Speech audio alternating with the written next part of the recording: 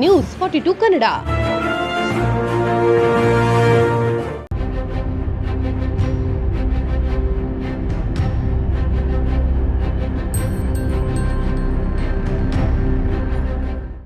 ನಮ್ಮ ಭಾರತ ದೇಶದಲ್ಲಿ ಜಾಗತಿಕ ಮಟ್ಟದಲ್ಲಿ AI ಇಂಪ್ಯಾಕ್ಟ್ ಸಮ್ಮಿಟನ್ನು ಆರ್ಗನೈಸ್ ಮಾಡಿದರು.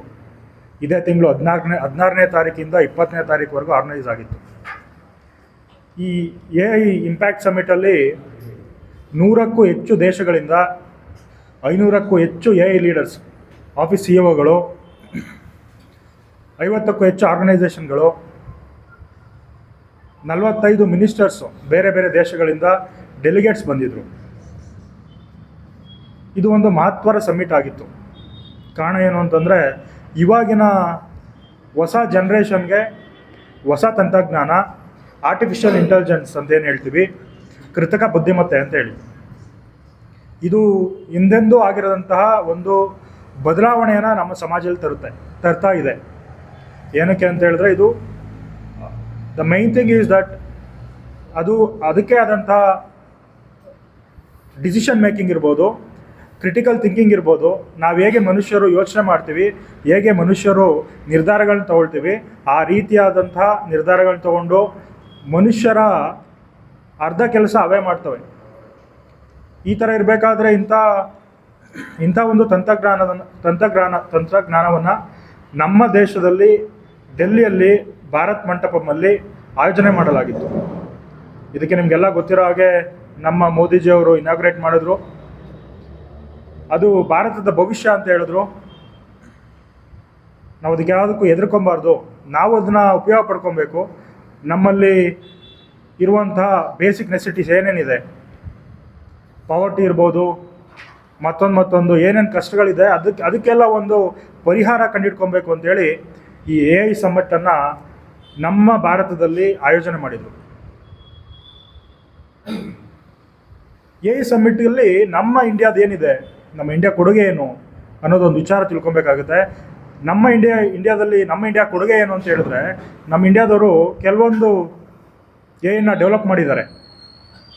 ಫಾರ್ ಎಕ್ಸಾಂಪಲ್, ಸರ್ವಮ್ ಕೇಜ್ ಅಂತ ಹೇಳ್ತೀವಿ. ಸರ್ವಮ್ ಕೇಜ್ ಅಂತ ಹೇಳಿದ್ರೆ ರೋಬೋಟ್ಗಳು, ಆಟೋಮೆಟಿಕ್ ರೋಬೋಟ್ಗಳು. ಸರ್ವಮ್ ಅವರು ನಾವು ಕೂಲಿಂಗ್ ಗ್ಲಾಸ್ ಹಾಕೊಳ್ತೀವಲ್ಲ, ಆ ಥರ ಗ್ಲಾಸ್ ಇಂಟ್ರೊಡ್ಯೂಸ್ ಮಾಡಿದ್ದಾರೆ. ಅದರಲ್ಲಿ ಯು ಕ್ಯಾನ್ ವಾಚ್ TVs, ನೀವು ಏನನ್ನೇ ಬೇಕಾದ್ರೂ ನೋಡ್ಬೋದು. ಕೂಲಿಂಗ್ ಗ್ಲಾಸಲ್ಲಿ ನೀವು ರೆಕಾರ್ಡ್ ಮಾಡ್ಬೋದು ಕ್ಯಾಮ್ರಾ ರೀತಿ. ನೀವು ಅದರಲ್ಲಿ ಟ್ರಾನ್ಸ್ಲೇಟ್ ಮಾಡ್ಕೊಬೋದು. ಎದುರುಗಡೆ ವ್ಯಕ್ತಿ ಬೇರೆ ಭಾಷೆಯಲ್ಲಿ ಮಾತಾಡ್ತಾ ಇದ್ದಾನೆ ಅಂತಂದರೆ ನಾವು ಅದನ್ನ ಹಾಕ್ಕೊಂಡ್ರೆ ಅದು ನಮಗೆ ನಮ್ಮ ಭಾಷೆಯಲ್ಲಿ ಹೇಳುತ್ತೆ. ಇದೆಲ್ಲ ಆರ್ಟಿಫಿಷಿಯಲ್ ಇಂಟೆಲಿಜೆನ್ಸು ನಮ್ಮ ಮೇಡ್ ಇನ್ ಇಂಡಿಯಾದಲ್ಲಿ ಮಾಡ್ತಾ ಇರೋದು. ಇಕಸ್ಕ್ರೈಬ್ ಅಂತ ಒಂದು AI ತಂತ್ರಜ್ಞಾನ ಇದೆ, ಅದು ಮೇಡ್ ಇನ್ ಇಂಡಿಯಾದೇ. ಸೊ ಇಲ್ಲಿ ಡಾಕ್ಟರ್ಸ್ಗೆ ಏನು ಅಡ್ಮಿನಿಸ್ಟ್ರೇಟಿವ್ ವರ್ಕ್ಗಳಿರ್ತಾ ಇತ್ತು ಅದನ್ನು ಬಿಟ್ಟು ಅದನ್ನೆಲ್ಲ AIನೇ ಹ್ಯಾಂಡ್ಲ್ ಮಾಡಿ ಜಸ್ಟ್ ಪೇಷಂಟ್ಸ್ ಮತ್ತು ಡಾಕ್ಟರ್ಸ್ ಇಂಟರ್ಫೇಸ್ ಇರೋದು ಮಾತ್ರ ದೇ ಹ್ಯಾವ್ ಡೆವಲಪ್ಡ್. ಸೊ ಈ ಥರ ಇದೆ. ಈ ಥರ ನಾವು ನಮ್ಮದೇ ಒಂದು ತಂತ್ರಜ್ಞಾನ ಡೆವಲಪ್ ಮಾಡ್ಕೊಳ್ತಾ ಇದ್ದೀವಿ. ಇದ್ರ ಜೊತೆಗೆ ಇನ್ನೊಂದು ಮಹತ್ತರವಾದ ತಂತ್ರಜ್ಞಾನ AI ಬಂದಿದೆ, ಅದು ಇಂಡಿಯಾದವರೇ ಕಂಡುಹಿಡಿದಿದ್ದಾರೆ. ಚೀವಿ ಅಂತ ಒಂದು AI ತಂತ್ರಜ್ಞಾನ ಇದೆ. ಇದು 48 ಗಂಟೆಗಳಲ್ಲಿ ತ್ಯಾಜ್ಯನ ಮಣ್ಣಾಗಿ ಕನ್ವರ್ಟ್ ಮಾಡುತ್ತೆ. ನಿಮಗೆಲ್ಲ ಗೊತ್ತೇ ಇದೆ, ಬೆಂಗಳೂರಲ್ಲಿ ಕಸದ ಸಮಸ್ಯೆನೇ 1000 ಆಗಿಬಿಟ್ಟಿದೆ. TV ನೋಡಿದ್ರೆ ಬರೀ ಅದೇ ನ್ಯೂಸ್. ಯಾವುದೇ ಒಂದು ಕಸನ 48 ಗಂಟೆಗಳಲ್ಲಿ ಮಣ್ಣಾಗಿ ಪರಿವರ್ತನೆ ಮಾಡುತ್ತೆ ಅಂತ ಹೇಳಿದ್ರೆ ಅದು ನಮಗೆಲ್ಲ ಬಂದಿರುವಂಥ ವರ. ಈ ಥರ ಮಹತ್ತರವಾದ ಸಮಿಟ್ ನಾವು ನಡೆಸ್ತಾ ಇದ್ದೀವಿ. ನಮ್ಮ ಇಂಡಿಯಾ ಲೀಡ್ರಾಗಿ ಹೊರಹೊಮ್ಮುತ್ತಾ ಇದೆ. ಈ ಒಂದು ಹೊತ್ತಿನಲ್ಲಿ ನಿನ್ನೆ ದಿವಸ ಯುವ ಕಾಂಗ್ರೆಸ್ ಕಾರ್ಯಕರ್ತರು 100ಕ್ಕೂ ಹೆಚ್ಚು ದೇಶಗಳು ಭಾಗಿಯಾಗಿರೋ ಜಾಗದಲ್ಲಿ ಹೋಗ್ಬಿಟ್ಟು ಅರೆಬೆತ್ತಲೆ ಶರ್ಟ್ನ ತೆಗೆದ್ಬಿಟ್ಟು ಅಲ್ಲಿ ಮೋದಿಗೆ ಧಿಕ್ಕಾರಕ್ಕೆ ಹೋಗೋದು, ಟ್ರಂಪ್ಗೆ ಧಿಕ್ಕಾರಕ್ಕೆ ಹೋಗೋದು. ಇವರು ಪ್ರತಿಪಕ್ಷವಾಗಿ ಮಾಡಬೇಕಾದ ಕೆಲಸ ಏನೂ ಮಾಡ್ತಿಲ್ಲ. ಇವರು ದೇಶ ವಿರೋಧಿ ಚಟುವಟಿಕೆಯಲ್ಲಿ ಹೋಗ್ತಾ ಇದ್ದಾರೆ.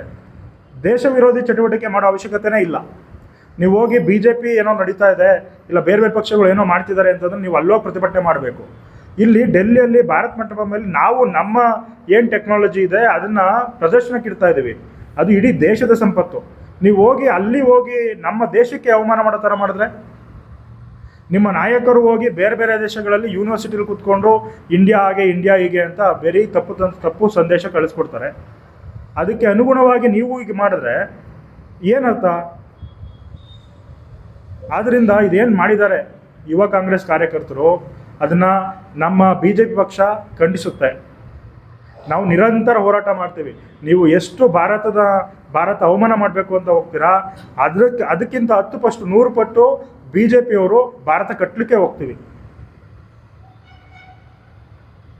ನೀವು ಏನಿವತ್ತು ಕಸದ ಸಮಸ್ಯೆ ಅಂತೇಳಿ ದೊಡ್ಡಬಳ್ಳಾಪುರಕ್ಕೆ ಕಳಿಸ್ಕೊಡೋಕೆ ರೆಡಿ ಆಗಿದ್ದೀರಾ ಕಸದ ಲಾರಿಗಳನ್ನ, ದಯಮಾಡಿ AI ಸಮಿಟ್ಗೆ ನಿಮ್ಮ ಯುವ ಕಾಂಗ್ರೆಸ್ನವ್ರು ಕಳಿಸ್ಬಿಟ್ಟು ಆ ಚೀವಿ ಅನ್ನೋ ಆ್ಯಪ್ ಅಂತ ಹೇಳಿದ್ನಲ್ಲ, AI ಟೆಕ್ನಾಲಜಿ, ಅದು 48 ಗಂಟೆಗಳಲ್ಲಿ ಕಸನ ಮಣ್ಣಾಗಿ ಪರಿವರ್ತನೆ ಮಾಡುತ್ತಂತೆ. ದಯಮಾಡಿ ಅದನ್ನು ಅಳವಡಿಸ್ಕೊಳ್ಳಿ. ಬೆಂಗಳೂರಲ್ಲಿರೋ ಕಸ ಸಮಸ್ಯೆನ ಹೋಗ್ಲಾಡಿಸಿ. ಈ ನದಿಗಳು ನಡೆಯುತ್ತೆ, ಅರ್ಕಾವತಿ ನದಿ ಹತ್ರ ಹೋಗೋಕ್ಕಾಗಲ್ಲ, ಅಷ್ಟು ವಾಸನೆ ಬರ್ತಿದೆ. ಎಲ್ಲ ಕಸನ ಅದಕ್ಕೆ ಬಿಡ್ತಾ ಇದ್ದೀರಾ. ದಯಮಾಡಿ ತಂತ್ರಜ್ಞಾನನ ನಾವು ಹೆಂಗೆ ಉಪಯೋಗಿಸ್ಕೋಬೇಕು, ನಾವು ಹೆಂಗೆ ದೇಶ ಬೆಳವಣಿಗೆಗೆ ಅದನ್ನು ಅಳವಡಿಸ್ಕೋಬೇಕು ಅನ್ನೋದನ್ನು ತಿಳ್ಕೊಳ್ಳಿ. ದಯಮಾಡಿ ಇಂಥ ಕೃತ್ಯಗಳು ಮುಂದೆ ಆಗದೇ ಇರೋ ಥರ ನೋಡ್ಕೋಬೇಕು ಅಂತ ಕೇಳ್ಕೊಳ್ತೀವಿ. ಇನ್ನೊಂದು ವಿಚಾರ ಏನಂತ, ನಿರಂತರವಾಗಿ ನಾವು ಎದೆಗುಂದದೆ ನೀವೇನೇ ಈ ಥರ ದೇಶ ವಿರೋಧಿ ಚಟುವಟಿಕೆ ಮಾಡಿದ್ರೂ ಸಹ ನಾವು ಹೋರಾಟ ಮಾಡ್ತೀವಿ ಅಂತೇಳಿ ಈ ಒಂದು ಮೂಲಕ ನಾನು ಹೇಳಕ್ಕೆ ಬಯಸ್ತೀನಿ. ನ್ಯೂಸ್ 42 ಕನ್ನಡ.